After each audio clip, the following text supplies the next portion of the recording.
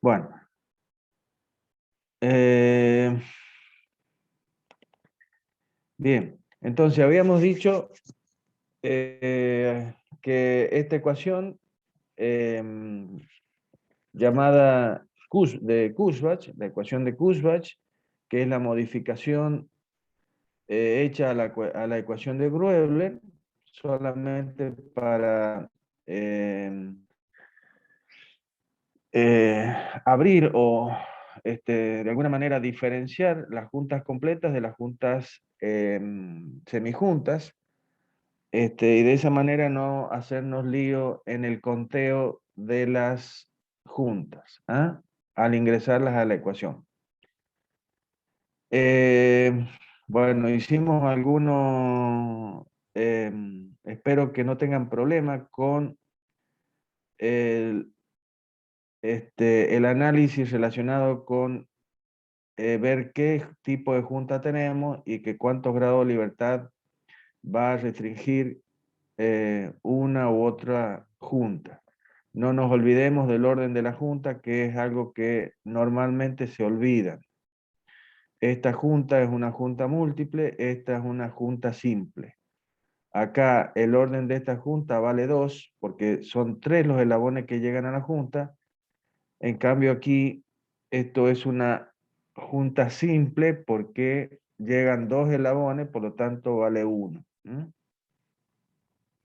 Esta es una junta completa de rotación, esta es una semijunta porque permite tanto la rotación del eslabón 3 respecto del bastidor como el deslizamiento, aunque vimos que esto era una estructura.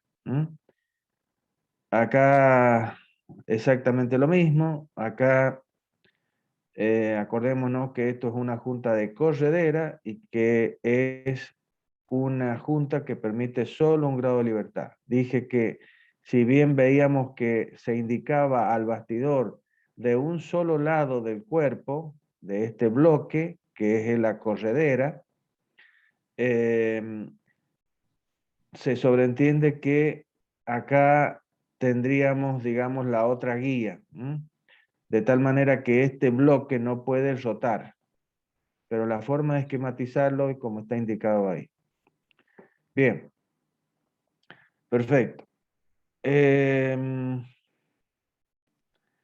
Sigamos entonces con los conceptos. Bien, entonces,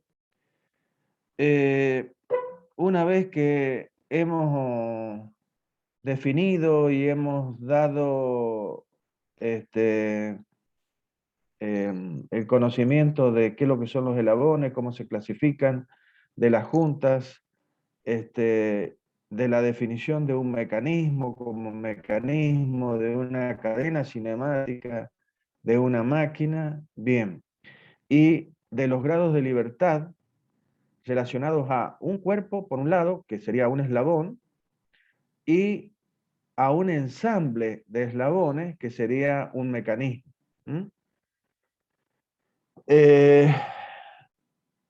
Entonces estamos prestos para ver esta diferencia, que también es interesante tenerla en cuenta y hablar un momento sobre esto y recordar algunas cosas que son importantes para tener claro los diferentes comportamientos de los ensambles de eslabones de acuerdo a su configuración. Entonces, los grados de libertad, como dijimos, básicamente es un concepto que nos va a dar qué característica, qué característica tiene ese ensamble de eslabones y nos va a predecir sobre el comportamiento que este ensamble de eslabones va a tener. Las posibilidades de comportamiento de un ensamble de eslabones, de una configuración hecha por juntas y eslabones, son 3, ¿sí? La posibilidad es que la ecuación de Kurzbach aplicada a un conjunto de eslabones y juntas, nos pueda dar un número positivo. En tal caso, lo que tendremos es un mecanismo, ¿sí? Y si esto es así, podremos tener movimientos relativos entre los eslabones, básicamente, lo cual es la característica de un mecanismo. Ahora sí, al aplicar la ecuación a ese ensamble nos da 0 y desde ya que no habrá ninguna posibilidad de movimiento entre los eslabones, movimiento relativo entre los eslabones. Por lo tanto, estaremos frente a lo que se denomina una estructura. Y si la ecuación de Kurzbach nos da un número negativo, que también es posible, quiere decir que estaríamos frente a una estructura, pero no cualquier estructura, sino una estructura que denominamos precargada, lo que significa básicamente es que además de que se va a poder mover, o sea, no va a haber movimiento entre los eslabones, vamos a tener presente esfuerzos, tensiones entre los eslabones, o sea, en el ensamble, en la conexión, en la junta y y por supuesto, en el eslabón.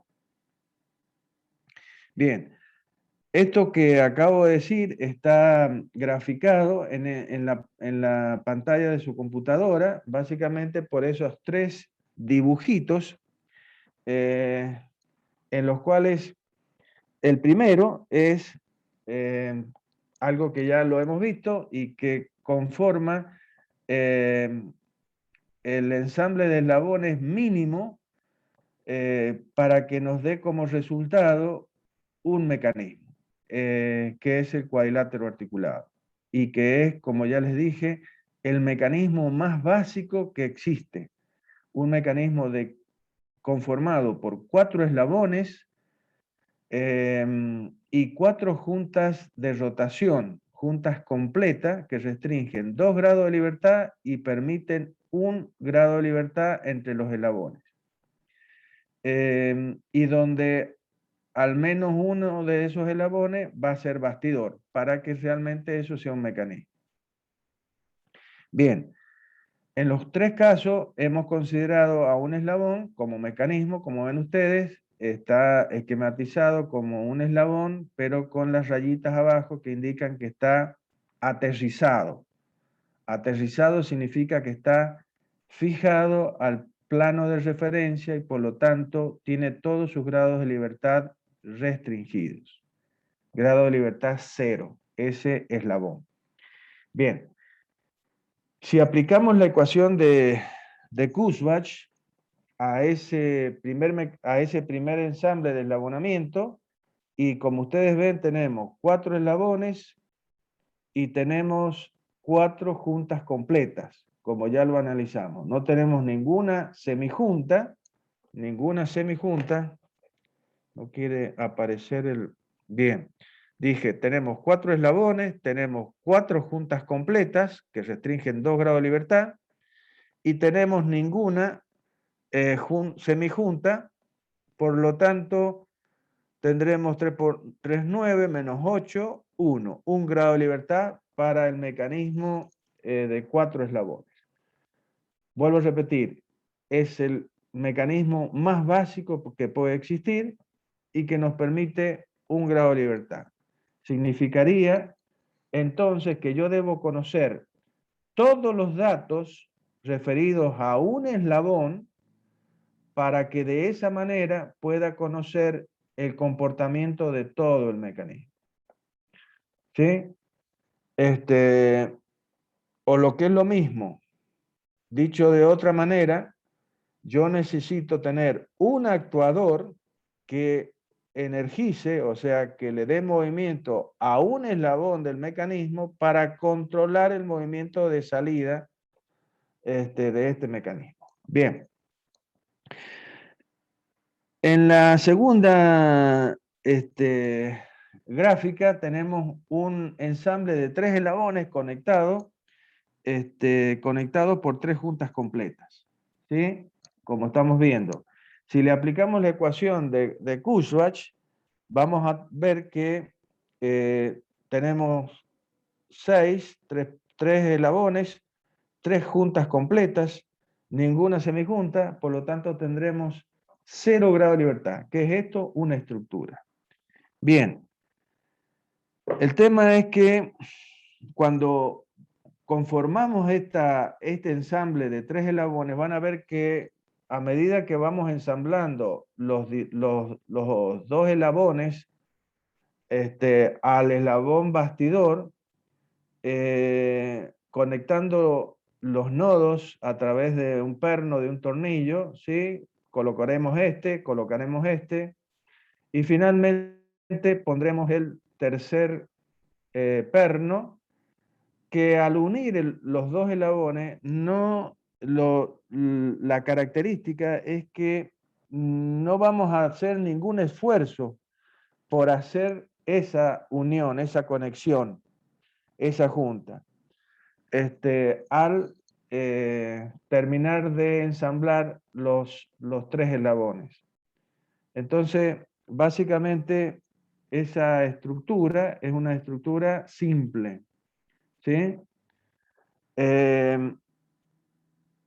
Esto lo digo a diferencia de la tercera y última estructura, ensamble, voy a hablar así, de 2 eslabones que están conectados, en este caso, por 2 juntas completas, donde uno de los eslabones, como estamos viendo, como pasa en los tres casos, un eslabón es eslabón bastidor. Bien, esta estructura, como vamos a ver, básicamente son 2 eslabones conectados por 2 juntas completas. Por lo tanto, la ecuación de Grueber dice que esto vale -1. Los grados de libertad que tiene este ensamble de 2 eslabones unidos a través de 2 juntas completas es -1. Es decir, que además de ser una estructura, ¿sí? Es una estructura precargada. ¿Qué significa que sea precargada? Es el hecho de que cuando nosotros vamos a conectar estos 2 eslabones, vamos a generar este primer par o junta, ¿sí? Y cuando vayamos a colocar, a realizar la segunda junta entre los 2 eslabones, y vamos a ver que van a surgir problemas, básicamente, para poder colocar el perno dentro de los 2 agujeros, o sea, uniendo los nodos de esos 2 eslabones. ¿Y por qué va a ser esto? Porque, digamos que para que se pueda colocar el perno sin problema, uniendo a estos 2 eslabones y generando esta junta, no nos vamos a encontrar que los dos agujeros, que son los nodos de los dos eslabones, no van a estar concéntricos. O sea, vamos a ingresar el perno en uno de los agujeros y cuando vaya a entrar en el otro perno va a chocar directamente. ¿Y por qué? Y porque no van a estar concéntricos, no van a tener el mismo eje. Por más que nosotros hayamos tenido el máximo cuidado para practicar los agujeros, los 2 agujeros en ambos eslabones, para que la distancia entre agujeros en ambos eslabones sea la misma, no lo vamos a poder lograr. Ya van a ver si algún día, en el caso mío, yo he trabajado en fábrica que hacíamos mecanizados de pieza, las piezas de tractor. Yo creo que les dije que trabajaba en una empresa que se llamaba Imetal, que era la Massey Ferguson en San Juan, la empresa de tractores. Y mecanizábamos piezas de partes de los tractores, que eran ejes de levantes, eran brazos de dirección, etcétera, etcétera, un montón de piezas. Justamente en la agujereadora radial, se hacía, era con husillos múltiples para realizar varios agujeros a la vez, de esa manera bajar los tiempos de mecanizado, y para eso existían lo que se llaman las máscaras o utilajes, que lo que aseguran es que nosotros logremos piezas idénticas, tratar de obtener piezas idénticas que tengan la misma distancia entre los ejes, o sea, cumplamos los valores las cotas que indican los planos. ¿Ah? Acuérdense del diseño, el diseño detallado, que tiene que ver con los planos, donde están todas las medidas, todas las especificaciones correspondientes, las cotas de la distancia entre estos dos centros, por ejemplo. Entonces, generalmente, cuando había una relación así también, hay un utilaje para hacer los agujeros sobre las dos piezas a la vez, de tal manera de asegurar que luego, cuando haya que ensamblar las dos piezas entre sí, haya la misma distancia. Bueno, esto es imposible, aun cuando se haga con utilaje. ¿Y por qué? Y porque al generar el mecanizado, el agujero es por arranque viruta, y por más que la mecha esté guiada, levanta temperatura, y por más que lubriquemos y refrigeremos también, y eso puede generar tensiones, genera tensiones, temperatura que hace que después tengamos diferencias entre la distancia entre los agujeros. Entonces, cuando vamos a armar estos dos eslabones, y nos vamos a encontrar que no, que es imposible conectar en la segunda junta. Entonces, ¿qué vamos a tener que hacer? Y hacer un esfuerzo sobre el eslabón, sobre todo, ¿sobre cuál? Y sobre el eslabón curvo, que va a ser el eslabón que nos va a permitir realizar este esfuerzo, deformando al eslabón para que coincidan los dos agujeros, y de esa manera introducir el perno. Pero, ¿qué significó eso? Y que yo deformé, entonces tensioné este eslabón, y bien, lo enhebré al perno o tornillo, pero este eslabón quedó cargado, quedó tensionado. Ese es el tema. Esto es comparable con lo que hemos visto, o lo que han visto ustedes, y yo también lo he visto como estudiante, en las materias como estática y resistencia de materiales, que tiene que ver con estructuras estáticas, ¿sí? Con vigas simplemente apoyadas y con vigas hiperestáticas. Este caso de estructura precargada sería el caso de viga hiperestática o indeterminada, en la cual tenemos también grados de libertad negativos, es decir que además de que es una estructura, tiene más apoyos o restricciones que las necesarias. ¿Ah? En el caso de una viga simplemente apoyada, sería el caso de una viga isostática, es decir, que tiene grados de libertad igual a 0. En la vida real, lo normal es que tengamos estructuras simples o estructuras precargadas, por lo general. no solamente los civiles, los mecánicos también. El chasis de un vehículo es una estructura precargada, ¿m?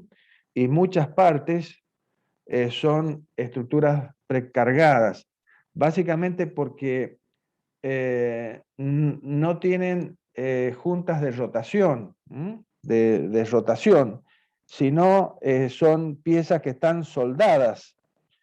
Las piezas van soldadas entre sí o remachadas entre sí, lo cual significa que yo tengo más restricciones que las necesarias y por lo tanto vamos a tener grados de libertad negativos.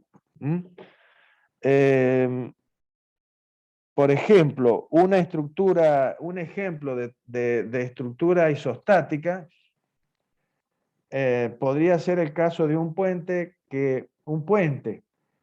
ustedes saben que los puentes, digo esto rápido para cerrar este tema y ya seguir con lo que nos importa a nosotros, que son los mecanismos, pero como, como un conocimiento general que capaz que no lo tiene o capaz que lo tengan, pero bueno, lo decimos de cualquier forma.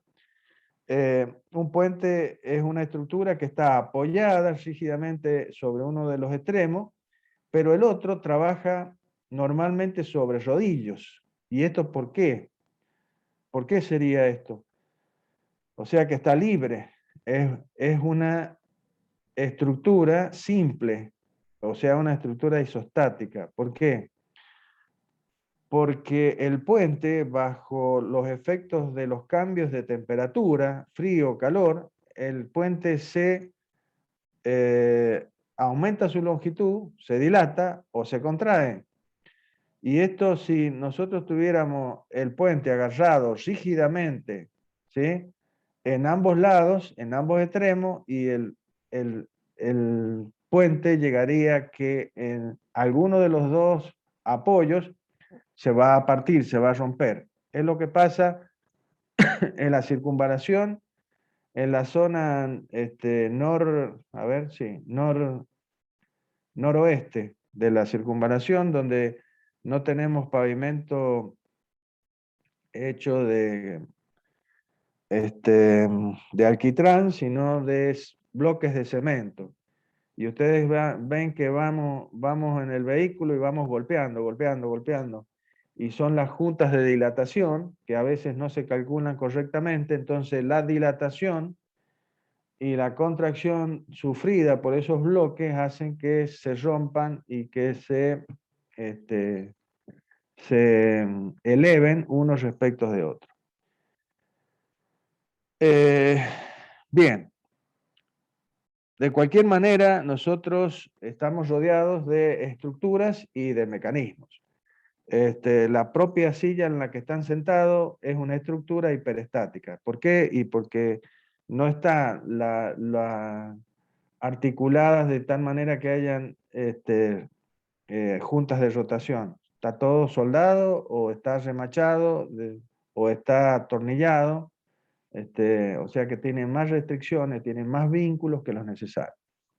Bien, de cualquier manera, como mecánicos, debemos y en nuestro curso nosotros vamos a trabajar sobre los mecanismos, pero acuérdense que un vehículo, una máquina, un dispositivo cualquiera tiene una parte fija y tiene partes que son estructuras. Entonces, vale el hablar un poquito sobre estas diferencias. Bueno, bien, presentado esto, vamos a seguir analizando un poquito sobre el tema de los grados de libertad de los mecanismos. Y tenemos que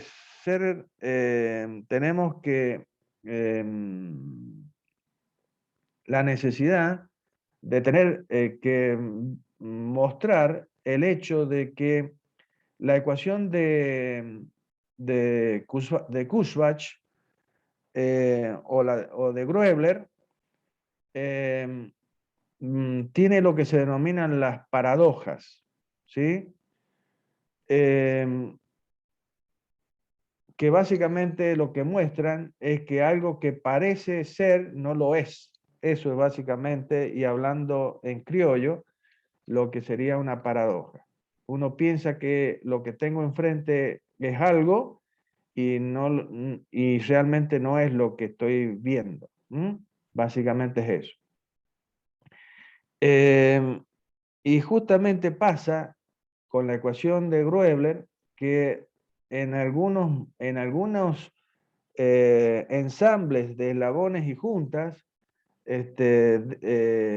lo define como algo y resulta que eh, en, en la realidad no es lo que está diciendo la ecuación.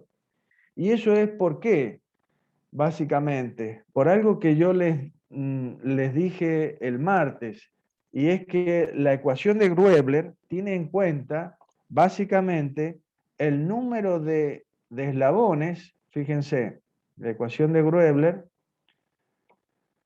o de Kurzbach, que es lo mismo, tiene en cuenta el número de eslabones y la cantidad de juntas, ¿sí? Ya sean estas completas o semijuntas. Pero no habla nada sobre la forma del eslabón, ¿ah? Ni del tamaño del eslabón. Entonces esto da que en algunos casos de configuración de eslabones, o sea, de juntas y eslabones, nos den como resultado situaciones particulares. Una de ellas, estamos viéndola ahí, que tiene que ver con lo que se denomina el quinteto E en la cinemática de los mecanismos. ¿Y por qué se llama quinteto E? Básicamente porque está conformado por 5 eslabones, por lo tanto es un quinteto, ¿sí? Tenemos este eslabón bastidor, el eslabón bastidor, que tranquilamente lo hemos representado como 3 triangulitos, pero podría ser este eslabón ternario, que también lo podríamos poner acá, básicamente, de la misma manera. Nada más que hemos elegido dibujar al bastidor a través de 3 triangulitos, básicamente. Bien, entonces tenemos un eslabón que es el bastidor, 2, 3, 4 y 5. Y porque tiene la forma de una letra E mayúscula, por eso se llama quinteto E. El tema es que si nosotros aplicamos la ecuación de Kurzbach a este eslabonamiento, a este ensamble de eslabones, vamos a tener que tenemos 5 eslabones, como hemos dicho, contando el bastidor, y tenemos 1, 2, 3, 4, 5, 6 juntas completas, porque las 6 son juntas de rotación, de pasador, que permiten rotación solamente. Por lo tanto, son 6 juntas completas, no tengo ninguna semijunta, y eso significará que tengo 3 por 4, 12, y 2 por 6, 12. 0 grados de libertad. Para ese quinteto E. Dispuesto o con una configuración como la que tenemos ahí.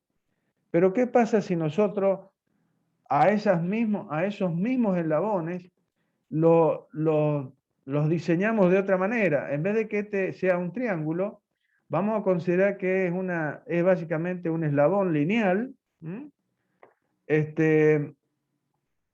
y al eslabón bastidor ahora lo vamos a considerar también, lo podríamos considerar como el mismo eslabón, colocado acá abajo, o colocar los pivotes fijos de tal manera que cumplan con el mismo distanciamiento entre nodos de este eslabón ternario y de este otro eslabón ternario que sería el bastidor. Y los 3 los tres eslabones binarios, en vez de ser de distinto tamaño y de distinta longitud, mejor dicho, porque, o tamaño, está perfecto. La forma no tiene nada que ver acá, en este caso, porque todos son iguales, pero hacerlos de la misma longitud y colocarlos, por supuesto, si los dos eslabones ternarios, los agujeros, los nodos están colocados a la misma distancia en ambos ternarios, y después consideramos eslabones binarios de igual longitud, ¿y qué es lo que va a resultar? Y va a resultar en este mecanismo, que fíjense, es un cuadrilátero articulado, que después vamos a ver que es un caso especial de cuadrilátero articulado, donde 2 a 2, los eslabones son iguales. Entonces aquí tengo la distancia acá es igual que esta distancia, y la distancia acá es igual a esta distancia. Y después tengo esta agregada, esta diada, que se une a la salida de este eslabón, que es el eslabón acoplador. ¿Sí? Bien.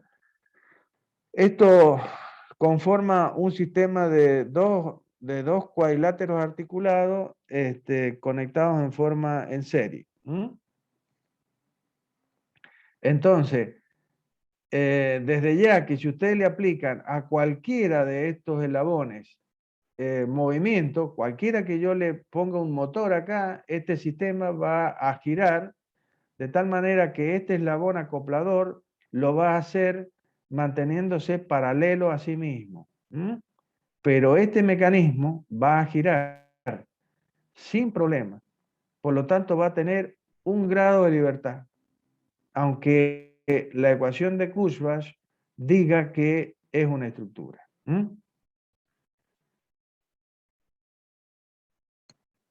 Bien. Perdón. La figura de inferior es otro caso de paradoja de la ecuación de Gröbler o de Kurzweil. Y tiene que ver con un mecanismo muy, pero muy conocido, ¿sí? En la vida diaria y real, que es un sistema de ruedas de fricción, básicamente. Es un mecanismo de vuelta muy común en la vida real, que se utiliza ya sea como rueda de fricción o como engranajes. Es decir, ya vamos a ver que en la superficie de esta rueda van a aparecer ranuras que se llaman dientes, y de esa manera vamos a tener un par de